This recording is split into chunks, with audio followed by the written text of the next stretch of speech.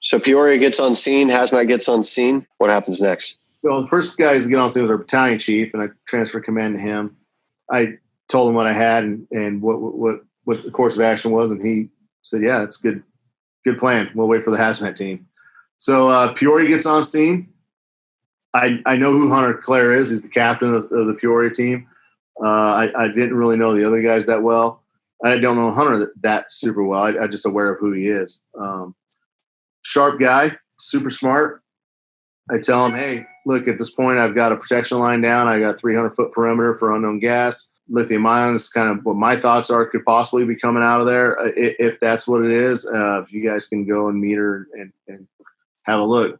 They turned out, they went into their meters, and that's, I think, the first gas he came back and hit on. He said it was hydrocyanide that he said he was picking up. So confirmed that, yeah, it's not some inverter, some machine. It's the batteries, what's going on.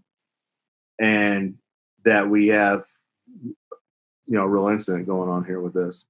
So not long after the hazmat team got, about the time they got in and did a walk around, we started having APS personnel arrive on scene.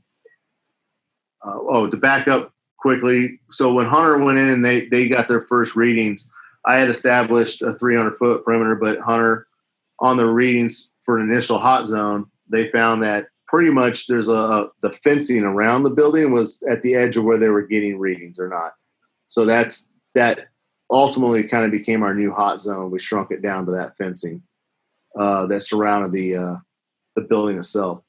And then, like I said, we had the APS personnel. We started talking, actual representatives from APS, and we started talking with them, and they were talking with Hunter Clare, and Chief Cheatham was the incident commander, and then myself.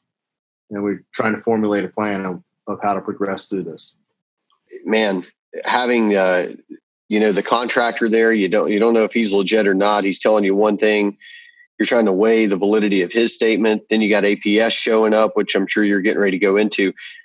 Juggling the public and alleged subject matter experts while trying to mitigate that and do these tried and true things that have been tested. That's a lot to juggle. So, yeah. So, John, I think this is a good time to interject here and capitalize on a couple of things that Captain Marty said about his thought process going into this event. He shows up at an incident that has some similarities to things he's seen in the past, a building, an occupancy of some type of structure with smoke coming out of it. But it's in a setting that's outside of what you might consider the norm. So he goes into, as he's doing his assessment, he concentrates on isolate, deny entry, establish an exclusion perimeter, request your BC and hazmat. So while part of his brain is trying to figure out what is it about lithium ion batteries that I seem to recall, he is falling back on some very vetted and time-tested reactions to an incident that we don't know much about. And I think that the point where he emphasizes that risk profile is, and the struggle that an officer faces with, well, I want to help the customer, but I got to protect my people, is one of those things that comes into play. And it kind of goes back in a timeline back to all of the earlier discussion about how technology outpaces our code, our ability to keep the code.